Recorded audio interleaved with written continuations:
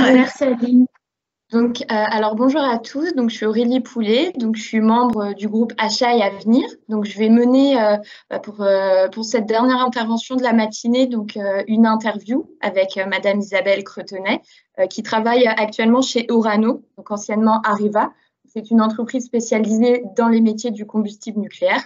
Donc, cette interview, elle va avoir pour sujet le contract management comme facilitateur de la cohésion d'équipe.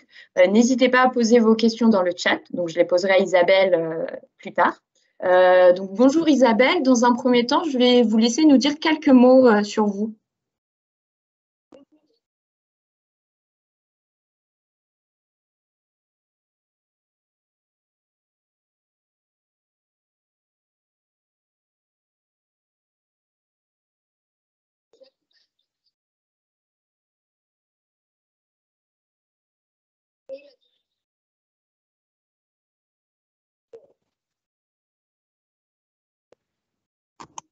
Aurélie, je ne sais pas si toi tu entends bien, mais en tout cas, nous, on n'entend absolument rien.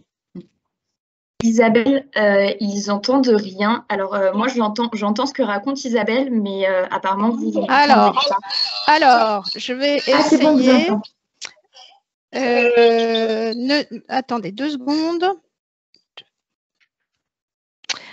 Est-ce que vous m'entendez? Oui, on vous entend très bien. Oui, mais du coup, j'ai mis le micro sur Teams, mais manifestement, vous ne m'entendez pas. Si, Isabelle, moi, je vous entends. OK. On vous entend aussi. OK, d'accord, très bien. Alors, c'est assez curieux parce qu'en fait, je ne vous entends pas, donc je vais parler dans le vide. Bah, on veut parler au téléphone. OK. Donc, je reprends. D'abord, je m'excuse pour ce… Attendez, parce que là, ça fait trop de renvoi. Donc, je le disais, est-ce que vous m'entendez? Oui, on vous entend bien. OK, très bien. Donc, je suis, je le disais, directeur juridique, droit des affaires, risques et technologies de l'information chez Orano. Et j'accompagne depuis plusieurs années la direction supply chain dans toutes ses activités et la direction des systèmes d'information. Et puis aussi, pour faire court, je suis également directeur juridique d'un GU informatique qui a été créé en 2017. Alors, j'ai un parcours, moi, de 32 ans, hein, ça date un peu, dans 2 grands groupes industriels français, Michelin d'abord, et puis Areva, et puis qui est devenu Orano lorsqu'on s'est séparé de l'activité réacteur nucléaire qui a été vendue à EDF. Alors, je fais rapide, j'ai un cursus qui a été tourné très longtemps vers le pilotage de la fonction juridique et des contrats en général. Et j'ai maintenu des expertises en propriété intellectuelle et informatique, droit des contrats, bien sûr, négociation. Et depuis une dizaine d'années, j'y ai adjoint le contract management en partenariat avec l'équipe supply chain, mais aussi les équipes de vente. Et dans un esprit de développement d'une culture de compréhension des mécanismes contractuels et de contract management au service de la réussite des projets et la bonne fin des contrats. Voilà ce que je voulais vous dire de manière courte sur mon expérience.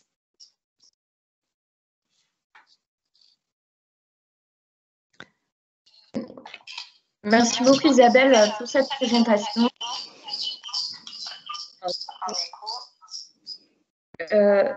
Alors Isabelle, si vous pouviez couper votre micro. Ah ok, c'est coupé. Parfait. Alors justement, comment vous êtes arrivé dans le contract management et quels sont les points essentiels du contract management pour vous? Alors, bon, l'activité, juste une petite définition de rappel, hein, même si je suppose que Coralie est rentrée dans ce détail également. Hein.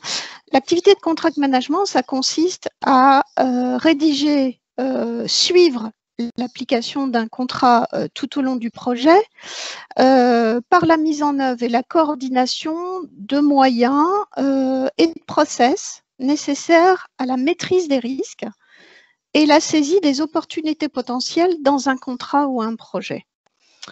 Donc, en tant que business partner depuis des années auprès des opérationnels, dans la rédaction des contrats et dans leur négociation, il m'a semblé tout à fait nécessaire de prolonger cet accompagnement en étant support des commerciaux et des acheteurs tout au long du cycle vie d'un contrat. Ce complément d'activité étant également généré par la nécessité de coordonner les équipes pour donner toute sa chance à un projet, un contrat au service de sa rentabilité et de sa bonne fin. Le but du jeu étant de faire du contrat un instrument d'aide à la réalisation des objectifs fixés par les opérationnels et par l'entreprise, qui évidemment se sert de cet outil pour se protéger, mais aussi saisir les opportunités et les partenariats qui sont nécessaires à la construction de son activité. Donc, point important du contract management, c'est depuis une quinzaine d'années, en gros, on a développé des pratiques de risque management les risques contractuels sont devenus une composante assez majeure de la maîtrise des risques pour une entreprise et des projets. Cette situation, en fait, a contribué au renforcement de la fonction de contract management dans les entreprises françaises. Les entreprises ont cherché à développer de nouveaux modèles de relations avec leurs partenaires dans un contexte de durcissement de l'environnement juridique, on ne peut pas le nier, mais aussi dans un contexte de recherche de sécurisation du cycle de vie des contrats et une optimisation de la performance et des objectifs poursuivis dans le cadre de ces contrats.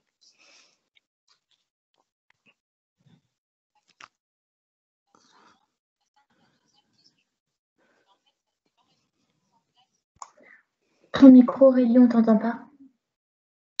Alors, dans l'environnement contractuel qui est celui que je pratique au sein de redis juste ma question. Les formations ont permis de développer une culture du contract management plus que des contract management. Bien sûr, on a des contract managers, mais on cherche à développer les talents opérationnels tournés vers le contract management.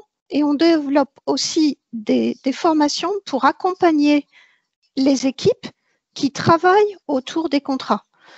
Le juriste, bien sûr, les acheteurs ou les responsables commerciaux, selon qu'on est dans les achats ou dans la vente, mais aussi les financiers, les prescripteurs, dans un objectif de sécurisation juridique, contractuelle, commerciale, financière des contrats et des projets, et tout ce qui accompagne en fait le cycle vie d'un contrat et ses acteurs. Du coup, on va ce cycle de vie est très important et on va de sa création en passant par sa négociation, sa validation, le lancement d'un projet, son exécution et sa clôture, avec évidemment un passage de relais et une coopération efficace et complémentaire des équipes qui travaillent autour de ce contrat, avec évidemment le développement de la fonction de contract management au sein des équipes. Par ces formations qui sont importantes, les opérationnels et les fonctions support sont tournées ensemble dans un esprit et une culture de sécurisation et de réussite des projets et des prestations envisagées. Il n'existe pas de profil type de contract management, c'est de contract manager. C'est la diversité des profils et des expériences et les formations sont axées chez Orano dans ce sens. Et l'objectif est d'éviter la rigidité, la mise en place de silos de fonctions pour une meilleure efficacité et une meilleure maîtrise des risques liés aux contrats passés négociés. D'accord, très bien. Merci pour votre réponse. Est-ce que vous avez senti des changements après la mise en place de ces formations chez Orano, notamment dans la cohésion d'équipe? Oui, alors très clairement parce que les contrats et leur contenu a été mieux compris, mieux assimilé et plus exactement appliqué avec un meilleur discernement. Les clauses ne sont plus rédigées de manière théorique dans une optique de protection ultime, mais dans un objectif de mesure du risque, de prévention et de meilleure appréhension de l'environnement contractuel. Les contract managers et les gestionnaires de projets ont résolument gagné des points dans une recherche d'équilibre de la relation avec les fournisseurs et les clients. L'appréhension des contrats n'est plus l'affaire exclusive des juristes et n'est plus un irritant, mais c'est un vrai outil de suivi du projet ou du contrat pour une optimisation de l'objectif poursuivi par l'entreprise avec une équation financière et technique équilibrée. Il reste évidemment du chemin à parcourir. Hein. Je serais malhonnête de ne pas le. On a toujours à développer une meilleure approche de coopération avec les partenaires avec lesquels on traite. Par exemple, un exemple assez simple que vous allez comprendre, on a dans les contrats des pénalités. Ce n'est plus considéré comme un outil qui est la panacée. Si elles sont inscrites, il faut les appliquer, ce qui n'est pas toujours la tendance naturelle des opérationnels. Et lorsqu'elles sont appliquées, elles ont un rôle plutôt dissuasif et d'alerte et non d'appliquer, de placarder des éléments financiers dont on aurait du mal à justifier l'application si on n'avait pas ce recul. Ça permet aussi d'aborder ces sujets dans la gouvernance d'un contrat. Ça devient un vrai outil de pilotage à travers les quelques mécanismes contractuels qui sont insérés. Et dès l'instant où on les applique avec pragmatisme, on a une meilleure maîtrise du pilotage du contrat et de l'avancée d'un projet. C'est un exemple que je vous donne parmi d'autres. D'accord, très bien. Merci pour votre réponse. Donc, on va passer à la prochaine question. Donc, qu'est-ce qui est pour vous un esprit de contract management? Est-ce que vous pouvez m'en dire plus sur ce terme-là? Alors, bon, en fait, ça va se recouper un petit peu avec ce que j'ai dit un peu avant, mais c'est pas grave. C'est avoir un esprit de contrat, c'est concevoir un projet, défendre le contrat au service de sa réussite, c'est suivre et manager un contrat pour maximiser sa rentabilité, chacun ayant un rôle individuel mais aussi collectif dans le suivi, la coopération nécessaire dans le cadre d'un contrat. Et bien évidemment, les contract managers, à quelque niveau qu'ils soient, ont une contribution extrêmement importante dans cet objectif. D'accord, très bien. Alors, vous qui travaillez dans l'univers informatique, comment il est possible de mettre en place une langue universelle entre les juristes et les informaticiens dans un contexte de contract management, sachant que les deux parties ont chacun, comme on pourrait dire, leur propre jargon? Oui, alors ça c'est une question très spécifique à l'informatique. C'est exact que les informaticiens ont leur langage, leur façon de discuter, et très souvent on leur fait le reproche de ne pas être toujours pédagogique dans l'expression de leurs besoins et l'expression de leurs préoccupations en termes informatiques. C'est un monde souvent à part, mais qui rejoint en fait le monde des juristes qui parfois ont eux aussi leur langage propre avec des difficultés de compréhension. Et quand on est dans un contexte de contract management, ces deux populations, les juristes et les informaticiens, se rejoignent dans la gestion des contrats et dans la gestion des préoccupations qui sont liées à des projets informatiques. Donc, on a par le contract management une explication qui aide à la compréhension mutuelle des juristes et des informaticiens pour permettre le développement d'un contract management tout à fait adapté à la spécificité informatique, mais aussi tourné vers la protection de l'entreprise et sa rentabilité, parce que, comme on le sait, l'informatique génère des coûts très importants, mais c'est aussi des investissements long terme, lourds, mais très utiles, qui doivent être évidemment encadrés par un contract management fort, comme les autres activités qui font l'objet de contract management. Sachant que le contract management appliqué au contrat informatique a est beaucoup plus récent que dans les autres activités. Donc, il y a un travail très important qui est à réaliser sur la partie informatique, mais qui est fortement aidé par la culture de contract management des autres domaines d'activité. Je ne sais pas si j'ai répondu à votre question. Mais... Oui, parfaitement.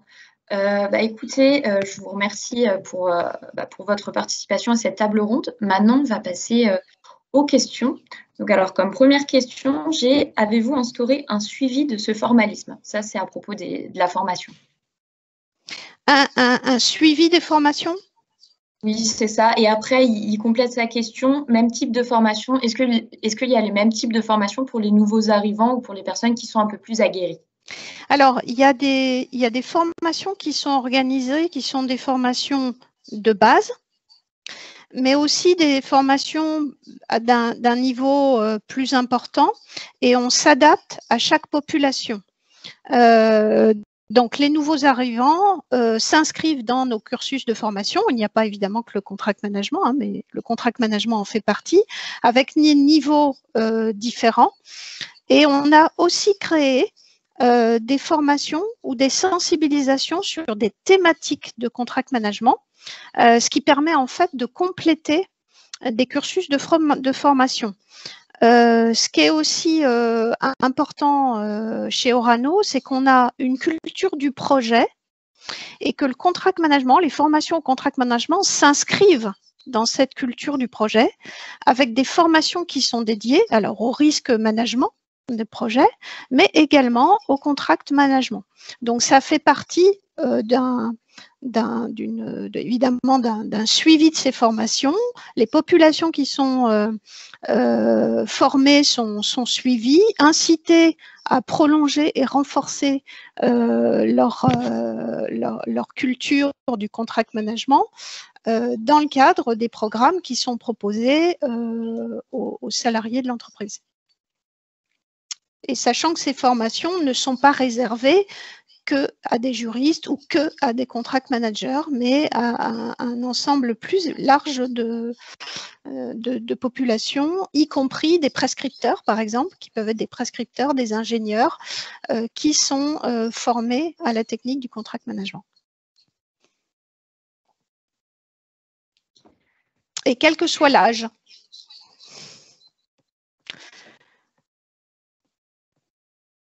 D'accord, très bien. Merci Isabelle.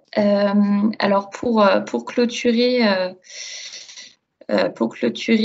cette table ronde, on a une question en sondage à vous poser. Donc là, je vais vous la mettre dans le sondage.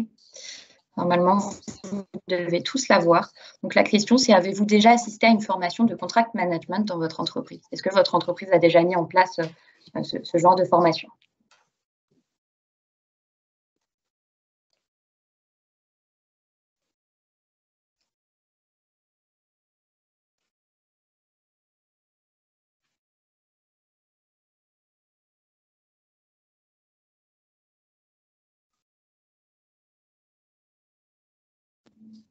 Donc, je vais laisser une petite minute à tout le monde pour répondre et puis après, je vais vous donner justement le résultat de ce sondage que vous devez aussi suivre. On a déjà 23 votes sur le sondage, ça va vite. Okay. Ouais, c'est ça. 26. Bon, je pense qu'on peut donner la réponse qui est assez flagrante. Donc, 84% des participants répondent du non et 16% répondent oui. Donc, on voit bien que beaucoup d'entreprises n'ont pas encore développé ce type de formation, mais comme l'ont dit certains professionnels de la journée, c'est un domaine qui est en essor, donc ça ne tarderait pas à se développer dans d'autres entreprises. Tout à fait. Et je vois qu'il y a un commentaire qui est fait sur, ou une question sur l'impact de la formation sur la qualité. Alors, j'arrive pas à lire le travail des apprenants. Donc, c'est évident les formations ont eu un impact majeur sur une meilleure efficacité du contract management dans l'entreprise, aussi bien côté vente que côté achat. Et la spécificité, c'est qu'on a développé des formations et pour les acheteurs d'un côté et pour la vente de l'autre. On n'a pas mélangé les deux formations et ça a eu un impact assez important sur les projets, mais évidemment, c'est une formation de tous les jours, c'est de la formation continue.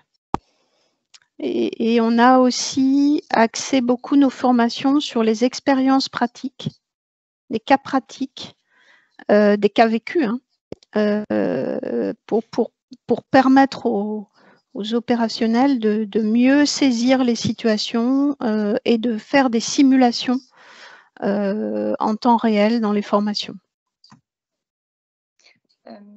Merci Isabelle. Alors, j'ai une autre question. Et aujourd'hui, en termes de résultats de la formation, vous avez une idée de l'impact de la formation sur la qualité de travail des apprenants? Et quels résultats avez-vous eu?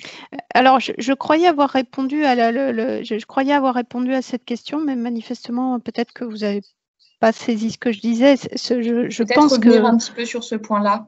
Oui, je pense que toutes les formations, en tout cas auxquelles j'ai participé en tant que formateur, ont eu des répercussions sur la façon de concevoir la gestion des contrats, leur suivi et aussi la mise en place de nouveaux réflexes qui sont très intéressants dans la bonne marche des projets. On a aussi eu des situations difficiles à gérer avec des besoins de renforcer certains pans de la formation, notamment sur le cahier des charges, sur la façon de gérer les pénalités dont j'ai parlé tout à l'heure, qui a été un sujet qui était il y a une dizaine d'années encore dans une culture très française difficile à appliquer, qui sont maintenant appliquées avec une utilisation tout à fait utile dans les projets. Donc oui, résolument, il y a une vraie influence de la qualité du travail de ceux qui participent aux formations et qui le disent, qui le disent et qui du coup s'inscrivent à des formations complémentaires et complètent leur formation. D'accord, très bien, merci Isabelle de votre intervention et puis de votre partage de connaissances. Donc là, on va clôturer.